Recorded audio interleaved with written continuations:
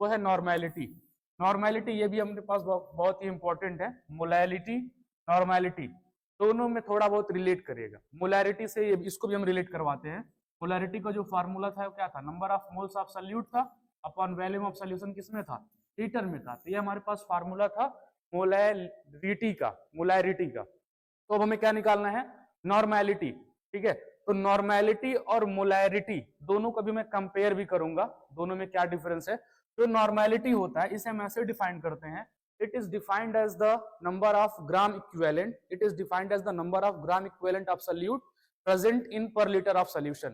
हम ऐसे बोल सकते हैं। तो फार्मूला यहाँ से क्या निकलेगा, ग्राम इक्विवेलेंट को हम हिंदी में कहते हैं तुल्यांकों की संख्या, नंबर ऑफ ग्राम इक्विवेलेंट को हिंदी में कहते हैं तुल्यांकों की संख्या, बट इंग्लिश में कहते हैं नंबर ऑफ ग्राम इक्विवेलेंट। तो नॉर्मेलिटी को हम रिप्रेजेंट करते हैं कैपिटल एन से। किससे करेंगे, कैपिटल एन से। कैपिटल एन से इसे रिप्रेजेंट करो। मैंने जो फार्मूला बोला उसे ही लिख लो। मैंने कहा नंबर ऑफ ग्राम इक्विवेलेंट, तो यहाँ पे हम लिख देंगे क्या, number of gram equivalent, number of gram equivalent divided by क्या, volume of solution in litre. तो यहाँ पे ले लेंगे वॉल्यूम ऑफ सॉल्यूशन, किसमें लेंगे भाई, लीटर में लेंगे, हो जाएगा। तो इन दोनों में देखो डिफरेंस किस बात का है, मोलैरिटी में ऊपर हम क्या लेते हैं, नंबर ऑफ मोल्स, बस यहाँ पे क्या ले लेते हैं, नंबर ऑफ ग्राम इक्विवेलेंट। बाकी volume of solution in litre इसमें भी है, volume of solution in litre इसमें भी है। दोनों में कोई डिफरेंस तो नहीं ना है, ठीक है।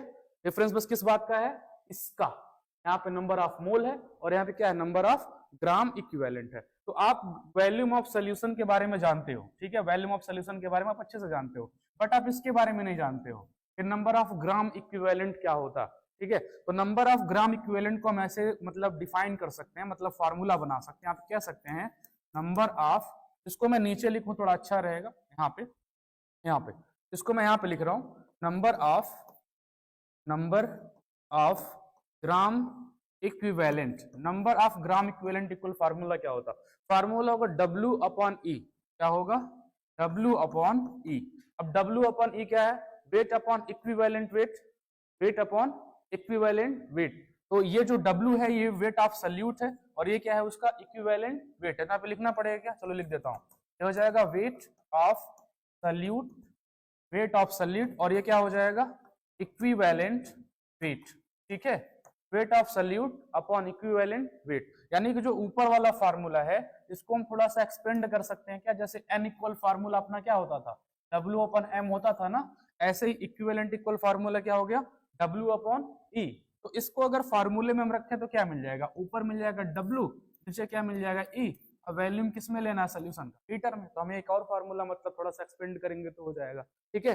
तो इसमें आप इसके बारे में जानते हो, वेट ऑफ सॉल्यूट क्या होता है, इसके बारे में जानते हो ना आप। वेट ऑफ सॉल्यूट मान लो 2 ग्राम 3 ग्राम 4 ग्राम 10 ग्राम जो भी दे रखा होगा वो वेट ऑफ सॉल्यूट होगा। बट व्हाट अबाउट दिस, ये क्या है, इक्विवेलेंट वेट। इक्विवेलेंट वेट क्या होता है, तो इक्विवेलेंट वेट का भी फार्मूला हम लिख देते हैं यहाँ पे। इक्विवेलेंट वेट का जो फार्मूला होता है वो होता है molar mass upon n factor. क्या होता है, molar mass upon n factor. अब एन फैक्टर को कई जगह वैलेंसी फैक्टर भी लिखते हैं, बट यहाँ पे मैं नॉर्मल लिख दे रहा हूँ एन फैक्टर। कई सारे बुक्स में मतलब ऐसा कहा भी जाता है, इसे वैलेंसी फैक्टर भी कहते हैं, कहा नहीं जाता है, वैलेंसी फैक्टर, ठीक है। एक बार मैं फिर से रिवाइज करता हूँ नॉर्मेलिटी को, शुरू से सुनना फार्मूला क्या क्या है। नॉर्मेलिटी का जो मेन फार्मूला आपके पास ये है, नॉर्मेलिटी का जो फार्मूला ये number of gram equivalent upon volume of solution in litre, ठीक है। तो यहाँ से आपको वॉल्यूम ऑफ सॉल्यूशन के बारे में पता है, ग्राम इक्विवेलेंट आप नहीं जानते हो तो कैसे निकालोगे, number of gram equivalent equal weight of solute upon equivalent weight. तो वेट ऑफ सॉल्यूट जानते हो आप, इक्विवेलेंट वेट नहीं जानते हो। इक्विवेलेंट वेट कहां से निकालेंगे, इस फार्मूले से, molar mass upon valency factor या फिर एन फैक्टर। तो यहाँ पे एक और सवाल बन जाएगा अपना कि यहाँ पे एन फैक्टर क्या है। तो यहाँ पे एन फैक्टर के बारे में थोड़ा सा हम देख लेते हैं, काम करते हैं, यहाँ पे देखते हैं। मान लीजिए हमारे पास एन फैक्टर क्या होता है, इससे के बारे में नहीं समझ में आ रहा तो है वैसे ऐसा नहीं, वैसे देखो इसे हम ऐसे डिफाइन कर सकते हैं, किसी साल्ट के द्वारा कितने इलेक्ट्रॉन, कितने मोल्स ऑफ इलेक्ट्रॉन ट्रांसफर्ड या फिर एक्सेप्ट किए जाते हैं, उसे हम क्या कहते हैं, वैलेंसी फैक्टर या फिर क्या कहते हैं, एन फैक्टर। जैसे कि एग्जांपल लेता हूं, जैसे मान लीजिए कि हम कह रहे हैं ये हमारे पास Na है और इसके अंदर सॉरी NaCl लेता हूं, ये हमारे पास Na है और Cl है। NaCl जब आपको पता है डिसोसिएट होगा तो क्या बनाएगा Na पे प्लस और क्या बनाएगा Cl पे माइनस। मैं आपसे यहाँ पे सवाल कर लूं, बताओ इसके लिए वैलेंसी फैक्टर क्या होगा या फिर एन फैक्टर क्या होगा। तो आप आयंस को नहीं देखोगे, ये नहीं कहोगे कि Na प्लस 1 है Cl माइनस 1 है तो 1 और 1 कितने हो गए 2, तो वहां पे आप गलत हो जाओगे। मैंने क्या कहा, आप ये देखोगे उसके अंदर कितने मोल्स ऑफ इलेक्ट्रॉन ट्रांसफर हो रहा है। मोल्स ऑफ इलेक्ट्रॉन क्यों कह रहा हूं मैं, क्योंकि इसमें जो इलेक्ट्रॉन है, जो कि हम हमेशा मोल की ही बात करते हैं, यहाँ पे NaCl लिखा है मतलब 1 मोल NaCl लिखा है, समझ रहे हो, हमेशा मोल्स की बात करते हैं। तो सपोज करो क्या हो रहा है यहाँ पे, आपको पता है सोडियम जो है इसके पास 1 इलेक्ट्रॉन ज्यादा होता, क्लोरीन के पास 1 इलेक्ट्रॉन की क्या होती, कमी। तो सोडियम अपना 1 इलेक्ट्रॉन किसको शेयर करता, क्लोरीन को, इसलिए सोडियम के ऊपर क्या आता प्लस, और ये इलेक्ट्रॉन लेता है इसलिए इसके ऊपर क्या आता माइनस। तो इन दोनों के बीच कितने इलेक्ट्रॉन का ट्रांसफर हो रहा है भाई, 1 इलेक्ट्रॉन का। तो इसके लिए जो n की वैल्यू हो जाएगी कितनी हो जाएगी 1, ठीक है। और एग्जांपल लेते हैं, मान लीजिए हमारे पास H2SO4 आ गया, H2SO4 सल्फ्यूरिक एसिड ले लेते हैं H2SO4। H2SO4 जब डिसोसिएट होगा तो आपको पता है सल्फेट के ऊपर 2 माइनस होता है, तो आपके पास हो जाएगा क्या, सल्फेट के ऊपर 2 माइनस, और ये हाइड्रोजन है ना, एक हाइड्रोजन के ऊपर सिंगल प्लस होगा, तो हाइड्रोजन कितने हैं 2, तो 2 हाइड्रोजन के ऊपर क्या हो जाएगा 2 प्लस, ठीक है। तो आप एक बात बताओ, यहाँ पे टोटल नंबर ऑफ इलेक्ट्रॉन कितने शेयर हो रहे हैं, कितने इलेक्ट्रॉन शेयर हो रहे हैं भाई, आप कैसे समझोगे, सल्फेट को कितने इलेक्ट्रॉन की जरूरत थी, पहले 2 इलेक्ट्रॉन की जरूरत थी ना, तो किसके पास माइनस कितने आए हैं 2, तो 2 माइनस कब आएगा, 1 इलेक्ट्रॉन लेते हैं तो 1 माइनस आता है, 2 लेंगे तो कितना माइनस आएगा 2, यानी कि इसने 2 इलेक्ट्रॉन एक्सेप्ट किया, तो इसके लिए n की वैल्यू क्या हो जाएगी 2, ठीक है। मान लीजिए एक और मैं यहाँ पे लिखता हूँ, मान लीजिए मैंने लिख दिया Fe पे 2 प्लस, और ये Fe पे 2 प्लस से क्या बन रहा, Fe पे 3 प्लस। तो थोड़ा यहाँ पे देख के बताओ कितने इलेक्ट्रॉन शेयर हो रहे हैं, इसके लिए n की वैल्यू क्या होगी, इलेक्ट्रॉन शेयर होने का मतलब ट्रांसफर हो रहे हैं, ठीक है। तो यहाँ पे 2 था, यहाँ पे कितने हो गए 3। अब थोड़ा सोचो 2 से 3 कब होगा, 2 से 3 तब होगा जब Fe पे 2 प्लस अपना 1 इलेक्ट्रॉन क्या करे शेयर करे, क्योंकि 2 इलेक्ट्रॉन दिया तो 2 प्लस, 3 इलेक्ट्रॉन देगा तो 3 प्लस, 2 ऑलरेडी से दिया है, एक और दे दिया तो कितना प्लस आ गया 3 प्लस, यानी यहाँ पे जो टोटल नंबर ऑफ इलेक्ट्रॉन जो ट्रांसफर हो रहा है वो कितने हैं भाई 1। ये जो मैं बोल रहा हूं 1 इलेक्ट्रॉन ट्रांसफर, एग्जैक्ट वो 1 मोल इलेक्ट्रॉन है, समझ रहे हो, 1 मोल इलेक्ट्रॉन है, क्लियर। तो 1 मोल इलेक्ट्रॉन का क्या हो रहा है ट्रांसफर हो रहा है, तो समझ जाएगा एन फैक्टर क्या होता है। हालांकि मान लो अगर कहीं एसिड है या फिर बेस है, तो एसिड के लिए आप डायरेक्ट देख लेना H प्लस उसमें कितने हैं, बेस के लिए क्या देख लेना उसमें OH माइनस कितने, तो बहुत आसान हो जाएगा। जैसे कि H प्लस इसमें कितने थे H2SO4 में 2 थे ना, तो इसके लिए कितनी वैल्यू हो गई 2, ठीक है। एन फैक्टर की वैल्यू मान लो एग्जांपल में आप ले लेते हो NaOH एक बेस है कि नहीं है, इसमें OH अगर ब्रेक होगा तो कितने बनेंगे, OH कितने बनेंगे 1 बनेगा ना, तो एन फैक्टर कितना हो गया 1। बट यहीं पे अगर सपोज करो इस कंसेप्ट के ऊपर हम रखते हैं, ये क्या हो जाएगा NaOH से हम तोड़ेंगे तो क्या हो जाएगा Na पे प्लस और OH पे माइनस, तो हम कहेंगे सोडियम ने 1 इलेक्ट्रॉन इसको दिया है, सोडियम ने 1 इलेक्ट्रॉन क्या किया OH को दिया है, इलेक्ट्रॉन ट्रांसफर कितना है 1, इसलिए इसका वैलेंसी फैक्टर कितना है 1 हो जाएगा। तो ये हमारे पास क्या होता है वैलेंसी फैक्टर होता है। तो इसमें कोई दिक्कत किसी को नहीं, थोड़ी सी भी दिक्कत नहीं, थोड़ा सा आगे बढ़ते हैं। तो इस वाले को मैं इरेज करूं क्या, नहीं कोई काम करते हैं, ठीक है, इसको इरेज कर देता हूं, इसमें हो जाएगा ना, ये वाला समझ गए ना, इसको इरेज करता हूं क्योंकि हमें कुछ और फार्मूले नॉर्मेलिटी से रिलेटेड देखने हैं, ठीक है, इरेज कर दो ना, हो जाएगा, क्योंकि ऑलरेडी अपलोडेड रहता है, अगर बहुत नीड हो तो देख सकते हो, ठीक है। फटाफट नेक्स्ट, नॉर्मेलिटी के लिए भी फार्मूला ठीक मोलैरिटी जैसा होता है, मोलैरिटी के लिए मैंने बाद में कुछ फार्मूले लिखवाए थे, ठीक है, तो वैसे सेम नॉर्मेलिटी के लिए भी लिखेंगे। हाँ, लेकिन एक चीज और जो मुझे अभी याद आ गया, जैसे मान लो कि कहीं पे आप क्वेश्चन लगा रहे हो और वहां पे सपोज करो n/10 लिखा है, या फिर सपोज करो मोलैरिटी हम पढ़ चुके हैं ना, तो थोड़ा मोलैरिटी की बात कर लेते फिर नॉर्मेलिटी को कंपेयर कर देते। मान लीजिए कहीं पर m/10 लिखा है, कहीं पर m/2 लिखा है, कहीं पर m/100 लिखा है, कहीं m/1000 लिखा है, तो इसका मतलब क्या हुआ आप समझ रहे हो, इसका मतलब क्या हुआ बताता हूं मैं। जैसे मान लो m/ अगर 10 होगा, 1/10 को डेसी कहते हैं कि डेका कहते हैं, 1/10 को डेसी कहते हैं कि डेका कहते हैं, कहां गया मेरा रिमोट, कहां गया, हाँ डेसी कहते हैं, पक्का कंफर्म। तो अगर 1/10 को डेसी कहते हैं तो हो गया डेसी, और ये क्या मोलैरिटी ना, तो क्या बोलेंगे डेसी मोलर सोल्यूशन।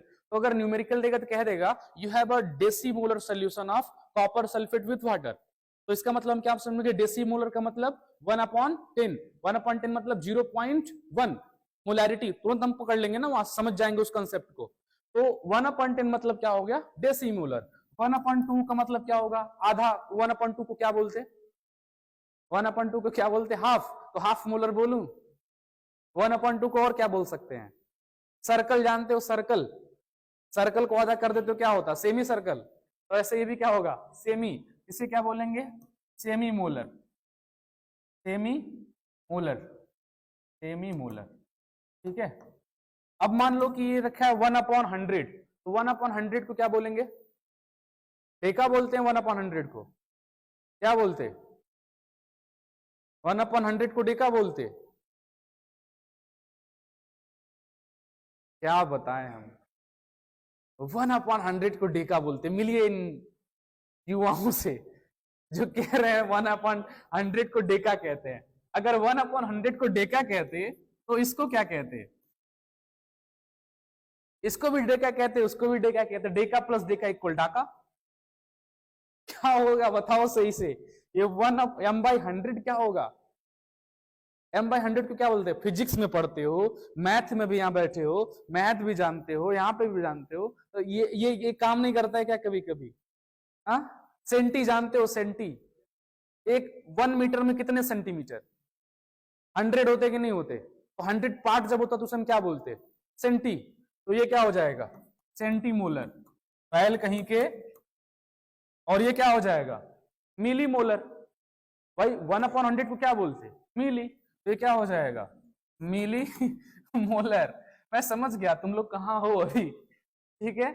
अब मान लो 10m लिखा है तो इसे क्या बोलेंगे, डेका बोलो है ना, अब डेका मोलर बोलो, कोई बात नहीं है। 1/10 तो डेसी बोले, 10 होगा तो क्या बोलोगे, डेका। अब मान लो 2m हो तो क्या बोलोगे, 2m को क्या बोलोगे, बोलो बाई मोलर की डाई मोलर, डाई वैसे डाई का मतलब भी दो होता है, बाई का मतलब भी होता है, बट डाई मोलर बोलने में अच्छा नहीं लग रहा है, इसलिए क्या बोलेंगे, बाई मोलर। आपका क्या पास हो जाएगा, बाई मोलर। समझ रहे हो ना, सबका मतलब क्या हुआ। अगर m/10 दे रखा है तो आप डायरेक्ट मोलारिटी कितना गेट किए भाई, 0.1, समझो यहीं से। अगर m/10 दे रखा है तो 1/10 दे रखा है, आप m/10 का मतलब ये ना सोचने लगना what is the value of m, math वाले बहुत तेज सोचते हैं what is the value of x, तो ये नहीं, वैल्यू ऑफ m नहीं रखना है, वो 1/10 है। तो कितना हो जाएगा 0.1, इसकी वैल्यू कितनी हो जाएगी 0.5, समझ रहे हो ना, इसकी वैल्यू हो जाएगी 0.5, इसकी कितनी हो जाएगी 0.01, इसका कितना हो जाएगा 0.001। इसका मतलब क्या होगा, 0.1 का मतलब यूनिट क्या होता है मोलैरिटी का, मोल पर लीटर, इसका मतलब 0.1 मोल प्रेजेंट इन 1 लीटर। इसका मतलब क्या होगा 0.5 मोल प्रेजेंट इन 1 लीटर, इसका मतलब होगा 0.01 मोल प्रेजेंट इन 1 लीटर। तो हो जाएगा अगर ऐसे देता है तो, ठीक है। अब यही मैं ठीक कंपेयर करने जा रहा हूं नॉर्मेलिटी से। मान लीजिए कि अगर कहीं n/10 सोल्यूशन लिखा है, इसका मतलब क्या बोलोगे, इसमें डेसी मोलर बोल रहे थे, नॉर्मेलिटी का नॉर्मल यूज करो, तो क्या हो जाएगा, ये हो जाएगा डेसी नॉर्मल, क्या हो जाएगा डेसी नॉर्मल। अगर यहाँ पे n/2 लिख दिया तो क्या हो जाएगा बताना जरा, सेमी नॉर्मल, हो जाएगा सेमी नॉर्मल। अब सपोज करो n/100 हो गया तो क्या हो गया भाई, सेंटी नॉर्मल। समझ रहे हो, मतलब पूरा जो ऐसे मैंने लिखा है वहीं वहीं पे बस n रख दो, और जहां जहां पे मैंने मोलर लिखा है वहां पे क्या लिख दो, नॉर्मल लिख दो, तो हो जाएगा। ये आपके पास जनरल मतलब ये जानना चाहिए आपको ये क्या होते हैं। इसको आप लिखना है तो लिख भी सकते हो, नहीं तो एक काम करो, ये ऑलरेडी अपलोडेड रहेगा, ठीक है। नहीं तो एक काम करता हूं मैं इसको मिटाता नहीं हूं, ठीक है, इसको मिटाता नहीं हूं मैं। हाँ मान गया, मैं मान गया, लीजिए मान गया, नहीं मिटाऊंगा, ठीक है। एक नया पेज ओपन कर दिया, काम चल जाएगा। नेक्स्ट, तो अब फार्मूले की बात कर रहा था, फार्मूले की बात कर लेते हैं भाई, वही फार्मूला। जैसे मान लीजिए कि हमारे पास कोई एक सोल्यूशन है जिसकी नॉर्मेलिटी n1 है, वैल्यूम v1 है, नॉर्मेलिटी चेंज n2 होता है और वैल्यूम क्या हो जाता है v2। यहाँ पे लिखेंगे if normality of a solution, normality of a solution is changed from n1 v1 to n2 v2 if normality of a solution is changed from N1 to N2, अच्छा ऐसे लिखता हूं अच्छा रहेगा, N1 to N2 and volume V1 to V2। तो अगर ऐसा होता है तो फार्मूला क्या होगा, मोलैरिटी इक्वेशन बताओ क्या था, M1 V1 equal M2 V2। तो बस यहाँ पे क्या हो जाएगा, यहाँ पे आपके पास हो जाएगा N1 V1 equal N2 V2, ये आपके पास हो जाएगा। ठीक है, वही वाला पूरा फार्मूला है, कुछ नहीं, जहां जहां पे M कल रखा था वहां पे क्या रख दो N। सेकंड वाले फार्मूले में कहा था कि मान लीजिए पहले रिएक्टेंट के पास N1 मोल है, दूसरे रिएक्टेंट के पास N2 मोल है, दोनों को आपस में मिला देंगे तो फार्मूला क्या बन जाएगा, बनेगा N1 V1 upon small n1 equal N2 V2 upon small n2। तो वो भी हो जाएगा, जहां पे हम बोल सकते हैं if N1 moles of reactant 1 react with N2 mole of reactant 2। अगर ऐसा होता है तो क्या होगा, फॉर्मूला आपके पास हो जाएगा N1 V1 upon N1 equal N2 V2 upon N2 हो जाएगा। इसके बाद एक और मैंने कहा था कि मान लीजिए कि हमारे पास एक सोल्यूशन है, उस सोल्यूशन के अंदर कितना पानी मिलाएं कि हम मोलैरिटी M2 कर लें, ये वाला भी एक बोला था कि नहीं बोला था। ठीक है, उसके लिए फार्मूला क्या था, V2 minus V1 equal M1 minus M2 upon M2 bracket में V1, यही था। तो मान लीजिए सेम फार्मूला यहाँ पर वो रखे हैं कि मान लीजिए कि volume of water added to get a solution of normality N2 from V1 ml of solution normality N1। ये मैं वहां पे लिख देता हूं, volume of water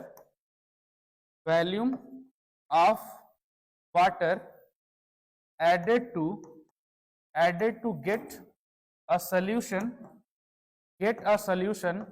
of normality